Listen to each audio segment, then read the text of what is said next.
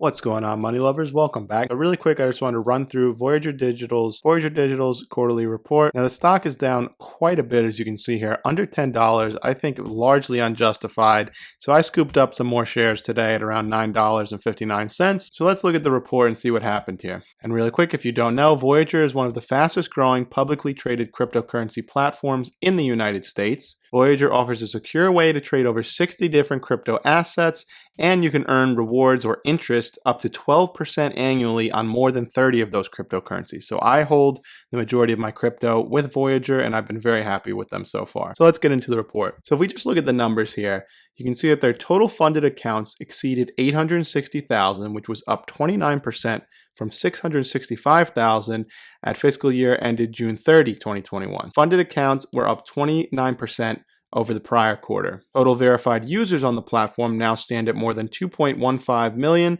up 23% from 1.75 million at the end of the previous quarter. Now, looking at these two numbers, I think the funded account is the more important of the two, because anyone can just make an account. They're not going to make money off them until they actually are putting money into their account.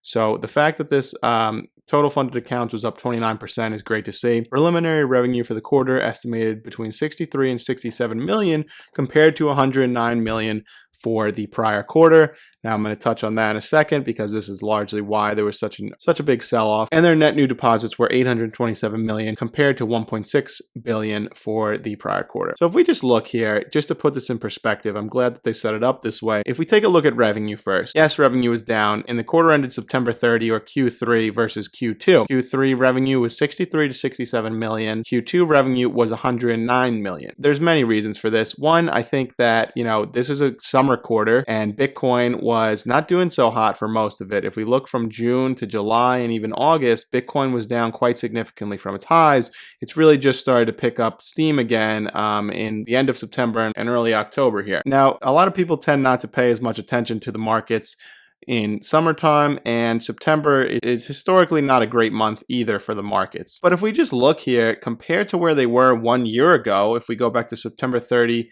2020, in that quarter, they only brought in $2 million of revenue. So they have 30x'd how much revenue they've brought in just a year. 30x. So I would not get too caught up on this quarter-to-quarter result. I really think it's irrelevant, and I'm sure that this number will bounce back in the next few quarters here. Now, their total funded accounts increased tremendously as well. I think that this quarter can largely be written off for those two reasons. One, crypto tends to follow, the entire crypto market tends to follow what Bitcoin's doing.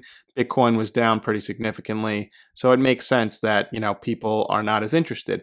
This is just human psychology here. People prefer to buy at the high when this is the greatest thing ever, but they're scared to buy at the lows here because the sky is falling. We'll see if they have a bounce back quarter. In the next quarter, I think that they will, and the future for this company is very bright. I think this is easily a 3x stock here. It's at under $10. It is an absolute steal. If you look at this stock over the past year, it got up to $30. It's easily going to get back to that. So this stock is easily a 3x from here. If you enjoyed the video, please don't forget to like, subscribe, drop me a comment below, and let me know if you have any questions or what you want to see videos on in the future.